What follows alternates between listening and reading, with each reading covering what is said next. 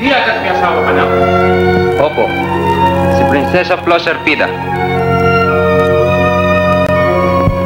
Hindi ko maintindihan ang pangyayari. Ako'y naguguluhan. Siya po ang matandang pulubi na hinagisan ko ng Granada. Ako nga po ang matandang nagbalat kayo upang mapawi ang sumpa na ama kong. Magandang araw mga kaibigan. Sa episode na ito, ating balikan ang makulay na buhay ng isa sa mga haligi ng pelikulang Pilipino, si Delia Razon.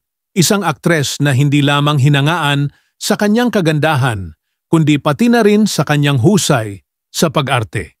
Tara, samahan ninyo akong kilalanin ang kanyang kwento, mula sa kanyang pagkabata, pagsikat, mga pagsubok, hanggang sa kanyang pamamaalam.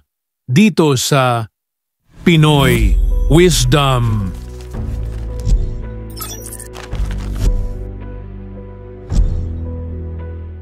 Ipinanganak si Delia Razon bilang Lucy May Grits Reyes noong August 8, 1930 sa Iloilo City. Siya ay anak ng isang German na ama at isang Spanish-Filipina na ina. Sa murang edad, lumitaw na ang kanyang interes sa sining ng pag-arte.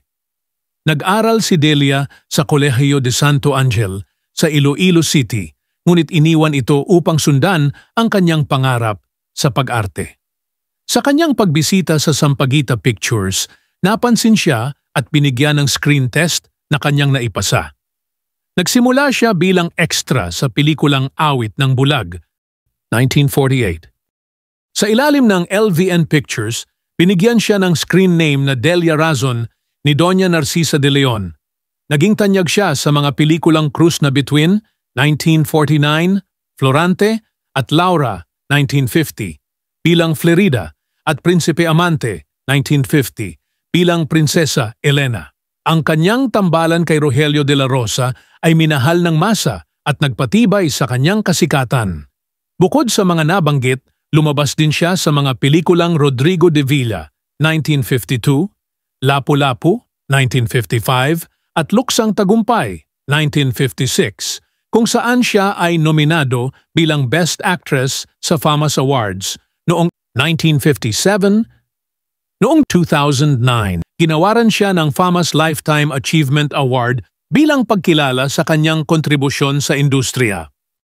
Ikinasal si Delia kay Aurelio Reyes at nagkaroon sila ng 3 anak, sina Carl Glenn, Jojo, Aurea, Rhea, at Maria Aurelia.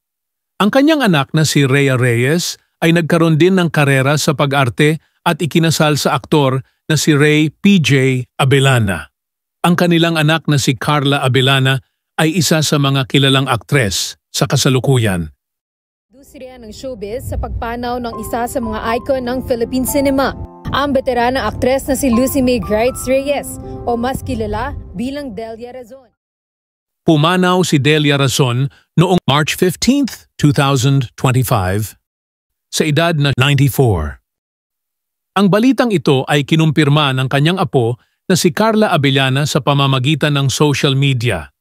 Ang kanyang pagpanaw ay nagdulot ng lungkot sa industriya ng pelikulang Pilipino at sa mga tagahanga na humanga sa kanyang talento at kontribusyon. Ang kontribusyon ni Delia Razon sa pelikulang Pilipino ay hindi matatawaran.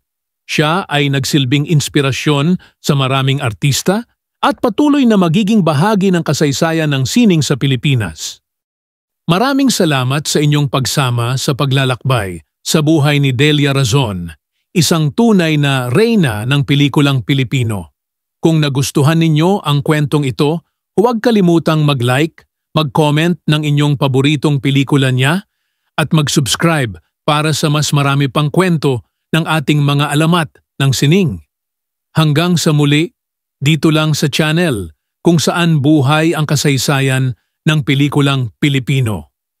Kung nais ninyong talakayin natin ang buhay ng iba pang mga haligi ng pelikulang Pilipino, ipaalam lamang ninyo. Dito lang yan sa Pinoy Wisdom.